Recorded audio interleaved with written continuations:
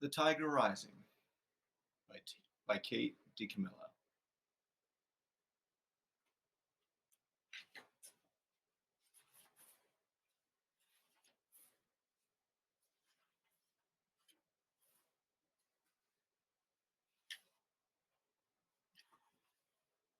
Chapter 1.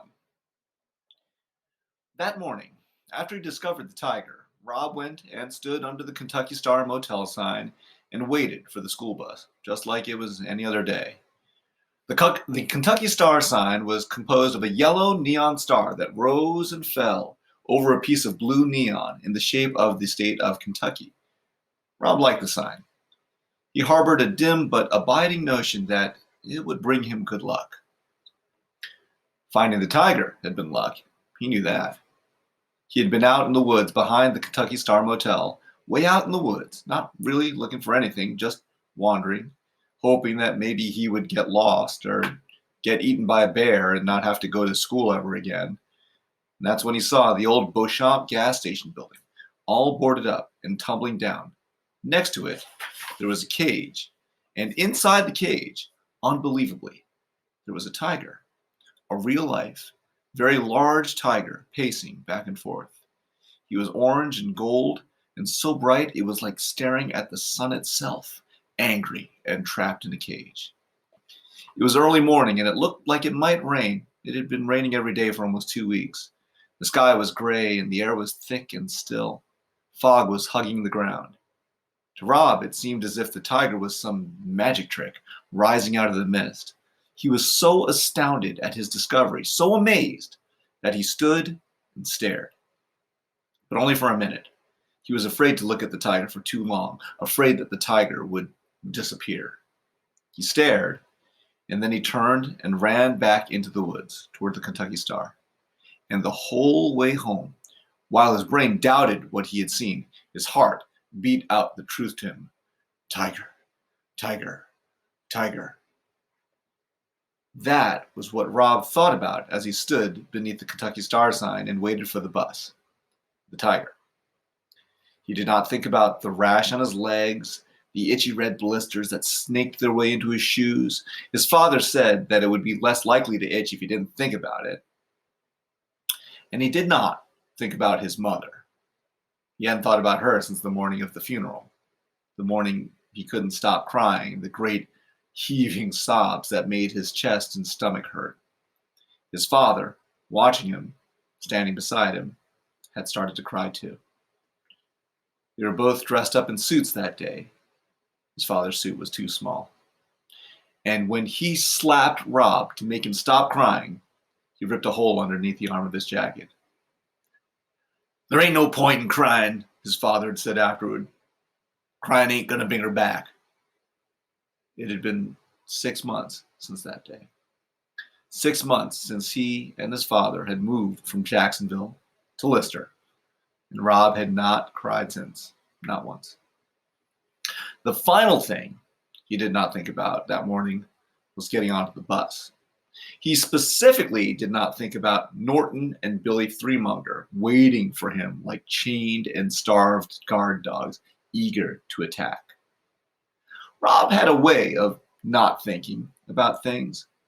He imagined himself as a suitcase that was too full, like the one he had packed when they left Jacksonville after the funeral. He made all his feelings go inside the suitcase. He stuffed them in tight and then sat on the suitcase and locked it shut. That was the way he not thought about things. Sometimes it was hard to keep the suitcase shut, but now he had something to put on top of it, the tiger.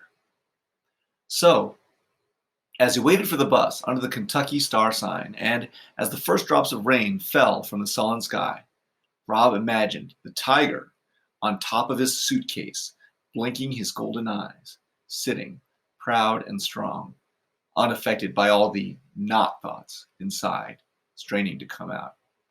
All right, time out here.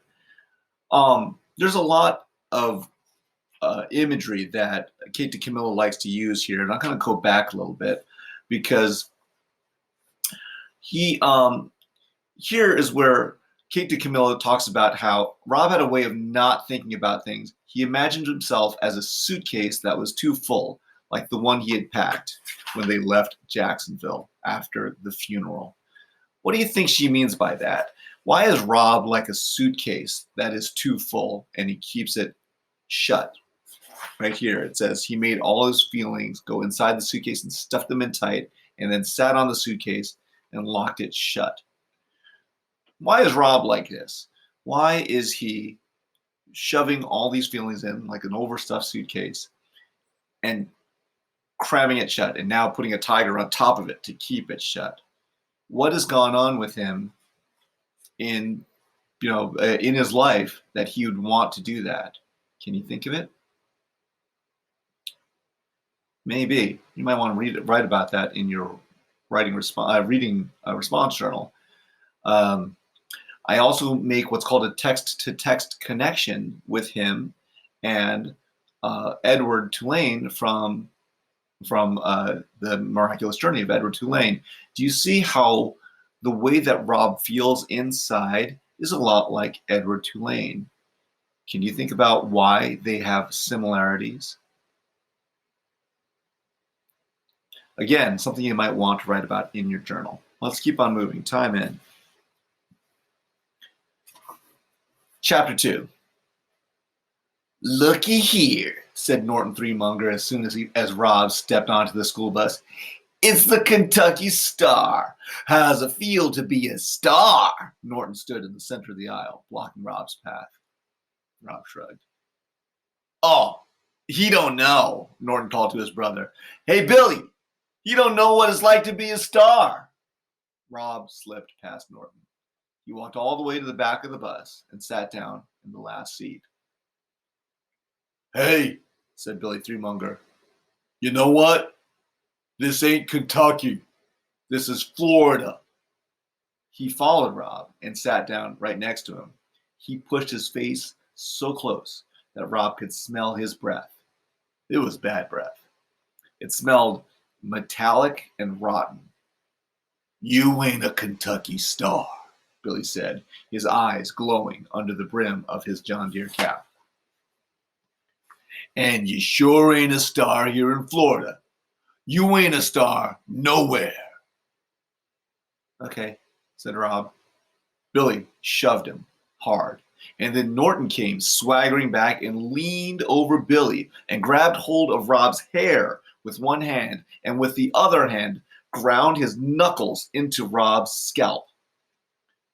Rob sat there and took it. If he fought back, it lasted longer. If he didn't fight back, sometimes they got bored and left him alone.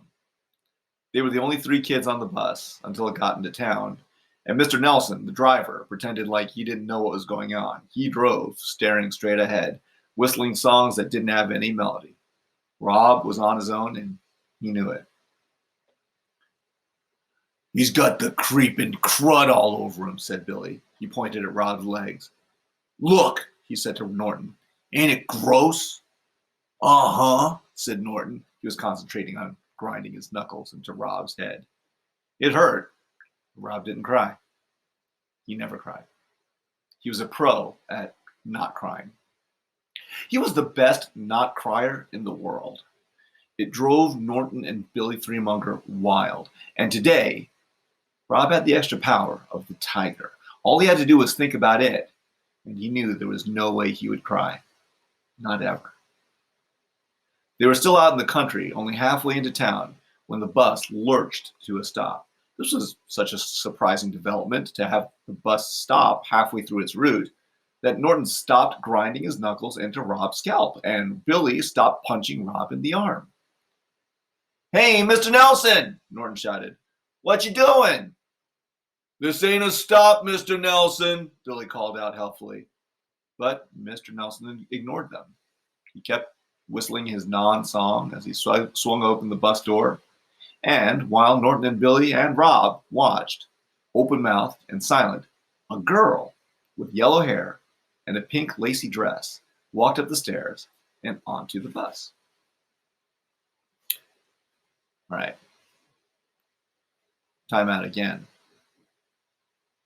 Again, Rob has this tendency, and it's interesting that when Kate DiCamillo talks about Rob, he is the best at not crying at things. So he's the best not crier, and he's also a best not thinker. He does a lot of not things.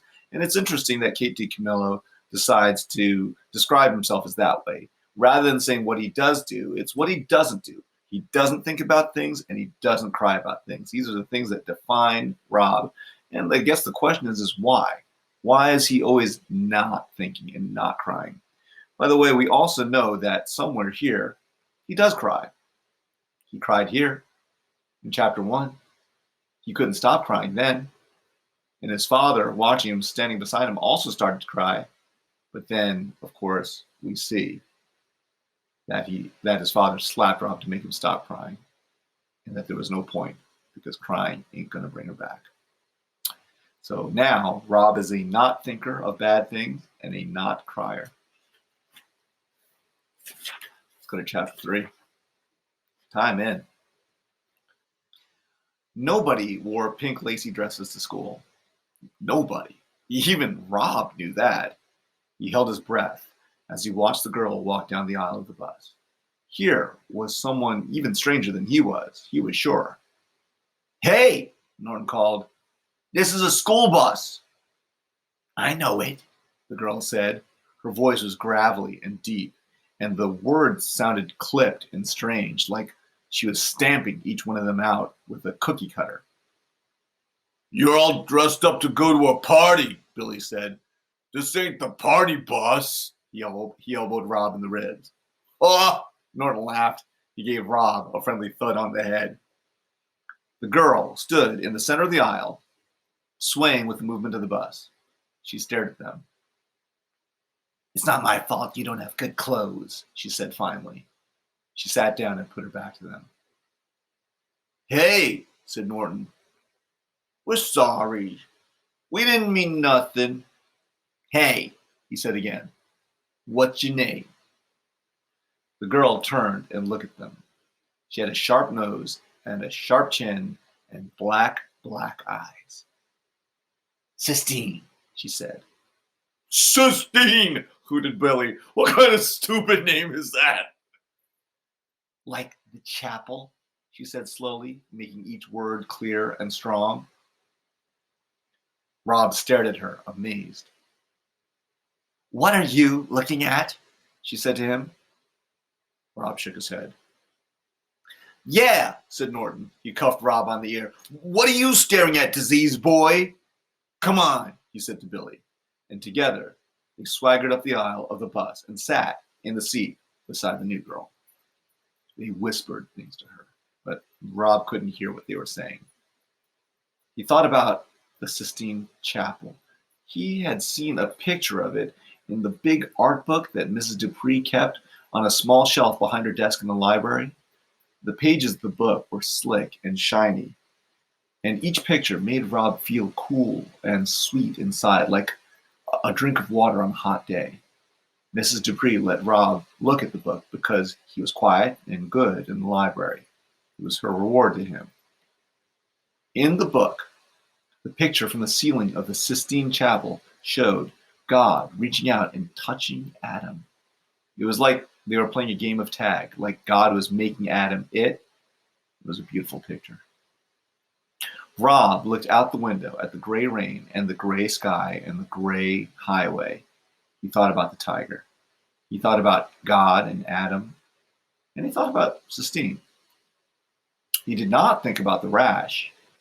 He did not think about his mother. And he did not think about Norton and Billy Threemonger. He kept the suitcase closed. Time out one last time. For those of you who don't know what the Sistine Chapel is, the Sistine Chapel is a beautiful cathedral in Italy, and it is something that really, if you don't know what it looks like, it's an easy thing to look up. You might want to try doing that and looking up in using Google and look up for the Sistine Chapel. Especially, there's a painting, a very famous painting of the ceiling, painted by a famous artist named Michelangelo, and it's where God reaches out and touches Adam. and Adam of the Adam and Eve from the Bible. Anyway, it's interesting for Rob and Sistine to both know what that is because it doesn't look like Billy and Norton do. So it does tell you something about the types of people that Rob and Sistine are for knowing what this is.